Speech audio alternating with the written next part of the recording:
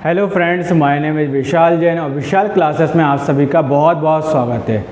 दोस्तों, आज की इस वीडियो के माध्यम से हम प्रेजेंट परफेक्ट टेंस के अंतर्गत WH टाइप सेंटेंस को सीखेंगे।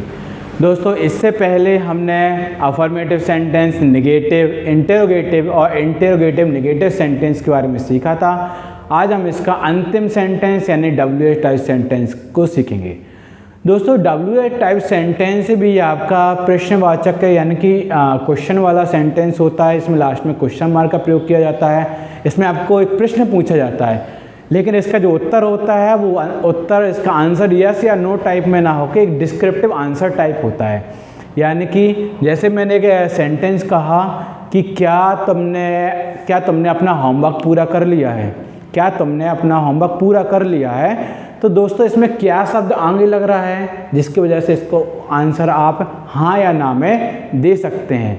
लेकिन यदि ऐसा पूछा जाए कि तुमने आज खाने में क्या खाया है, तुमने आज खाने में क्या खाया है, तो इसका उत्तर आप हाँ या ना में नहीं दे सकते हैं। ये भी आपका प्रश्न है, तुमने आज खाने में क्या खाया है, इसका ये भी एक प्रश्न है, लेकिन इसका उत्तर आप हाँ या ना में नहीं दे सकते। इसका आंसर आपको एक डिस्क्रिप्टिव देना पड़ेगा, यानी इसका आपको वर्णन करना पड़ेगा कि हमने आज खाने में ये आइटम खाए थे। तो ये जो आपके WH टाइप सेंटेंस है, ये भी आपके इसी डिस्क्रिप्टिव टाइप सेंटेंस होते हैं। इसमें जो भी आंसर दिए जाते हैं वो आपका डिस्क्रिप्टिव टाइप रहता है। तो चलिए आइए देखते हैं हम इसे। तो इसकी पहचान क्या होती है? इसकी पहचान में आपके लिए सबसे पहले WH शब्द लगाए जाते हैं। इसके अलावा चुका है, चुकी है, चुके हैं, लिया है, दिया है, किया है, ये सारे वर्ड्स भी इसमें शामिल रहते हैं। अब WH शब्द क्या होते हैं? तो दोस्तों, WH शब्द में ऐसे शब्द आते हैं जिनका शुरुआत W और H से होती है। जैसे कि क्या के लिए इंग्लिश में कहते हैं व्हाट, और इसकी शुरुआत में आती है WH। कब के लिए इंग्लिश में कहते हैं व्हेन, इसकी शुरुआत में भी आता है WH। वेयर, इसके लिए कहते हैं कहाँ, ठीक है, इसकी शुरुआत में भी आता है WH। इसके अलावा क्यों, इसके लिए भी इंग्लिश में कहते हैं व्हाई, इसकी शुरुआत में भी आता है WH। इसी प्रकार से विच यानी होता है कौन सा, इसकी शुरुआत में भी आता है WH। और हाउ मच, हाउ मैनी, ये जो शब्द होते हैं, ये सारे शब्द हमारे ऐसे प्रश्नों का निर्माण करते हैं जिनका उत्तर आपको एक लंबे सेंटेंस में देना होता है। आप उसका आंसर यस या नो में नहीं दे सकते। तो ये सारे शब्द आपको, इनमें से कोई भी शब्द आपके लिए WH आपके लिए वाक्य में मिलेगा, वाक्य के बीच में मिलेगा, तो ये आपके WH शब्द होंगे, ठीक है। इसके बाद आपको अंत में चुका है, चुकी है, चुके हैं, लिया है, दिया है, किया है, ये सारे शब्द इसमें मिल सकते हैं। जैसे कि तुम यह कार कब खरीद चुकी हो। तो दोस्तों, इसमें कब शब्द आ रहा है, तो कब जो है वो आपका WH शब्द है। इसके अलावा आपका इसमें चुका है, चुकी है, चुके हैं भी आ रहा है, तो ये आपका क्या हो जाएगा, आपका WH टाइप सेंटेंस का उदाहरण हो जाएगा। चलिए, तो इसका स्ट्रक्चर देखते हैं। स्ट्रक्चर में सबसे पहले हमारा WH वर्ड आता है, फिर इसके बाद हमारा हैज या हैव आता है, फिर हमारा सब्जेक्ट आता है, ठीक है। इसके बाद वर्ब का थर्ड फॉर्म आएगा, ऑब्जेक्ट आएगा, अदर वर्ड आएगा, और लास्ट में क्वेश्चन मार्क आ जाएगा। तो दोस्तों, ये तो हमारा स्ट्रक्चर हुआ यदि WH वर्ड के साथ में हमारा इंटेरोगेटिव सेंटेंस बन रहा है। यदि इसी के साथ में हमारा इंटेरोगेटिव नेगेटिव सेंटेंस बनता है, तब हम इसे कैसे बनाएंगे? तो चूँकि इसमें नेगेटिव भी होता है ना, तो नॉट लग जाता है। तो सबसे पहले WH वर्ड आता है, फिर हैज हैव आता है, सब्जेक्ट आता है। इसके अलावा यहाँ पे एक नॉट जुड़ जाता है, फिर वर्ब का third form, object, other word, और लास्ट में क्वेश्चन मार्क आ जाता है। चलिए, अब हम आते हैं हमारे हेल्पिंग वर्ब की तरफ। तो हेल्पिंग वर्ब का यूज कैसे करते हैं? हेल्पिंग वर्ब जो हमारी हैज और हैव होती है, तो हैज का प्रयोग हम एक वचन यानी कि सिंगुलर के साथ में करते हैं, यानी कि ही, सी, इट या कोई नाम हो। और हैव का यूज हम बहुवचन यानी कि प्लूरल्स के साथ में करते हैं, जिसमें आई, बी, यू, दे या फिर एक से अधिक नाम हो। तो ये हमारे हैज और हैव का यूज है, जो हम हमारी पिछली वीडियो में भी समझ चुके थे। चलिए, आते हैं हमारे सेंटेंस की ओर। हमारा सेंटेंस हमने लिया है, तुम यह कार कब खरीद चुके हो। तो दोस्तों, आपको इसमें दिख रहा है कि कब शब्द आ रहा है, तो कब तो हमारा WH शब्द है। इसके अलावा इसमें चुका है, चुकी है भी आ रहा है, क्वेश्चन मार्क भी आ रहा है। तो ये तो हमारा किसका एग्जाम्पल हुआ, WH टाइप सेंटेंस का एग्जाम्पल हुआ। लेकिन क्या इसमें कहीं पर नहीं शब्द आ रहा है क्या, तो नहीं शब्द इसमें नहीं है, इसलिए ये आपका किसका पहला वाला स्ट्रक्चर इसमें काम करेगा, जो आपका इंटेरोगेटिव वाला स्ट्रक्चर है। इसमें आपको कहीं पे भी इसमें हमने नॉट का उपयोग नहीं किया है, तो हम इस स्ट्रक्चर का उपयोग करेंगे।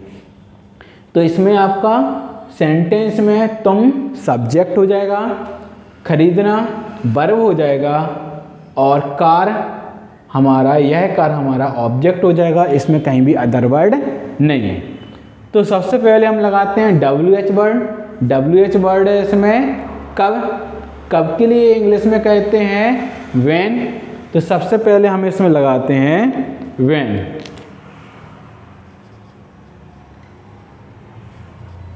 फिर आता है हमारा हैज या हैव, तो ये हमारा लगता है सब्जेक्ट के अनुसार।